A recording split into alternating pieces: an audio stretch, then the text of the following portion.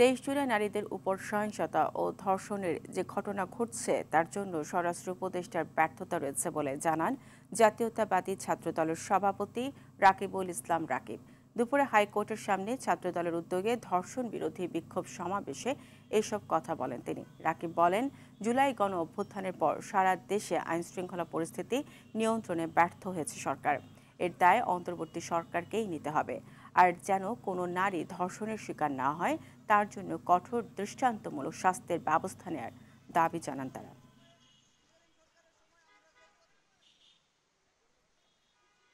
আমাদের সরকারের নিকট সে ধরনের দাবি থাকবে শুধুমাত্র এই বর্তমান নির্দলীয় স্বল্পকালীন সরকারের নিকট নয়, আগামীতে গণতান্ত্রিক ব্যবস্থায় যে সরকার আসবে তাদের নিকট আমাদের স্পষ্ট অবস্থান। এই ধরনের আসিয়া সহ নারীর প্রতি সহিংসতা ধর্ষণের মতো যে ঘটনাগুলো ঘটবে তার বিচার 2 মাস 3 মাসের মধ্যে সত্যিকার অর্থে শেষ করতে হবে।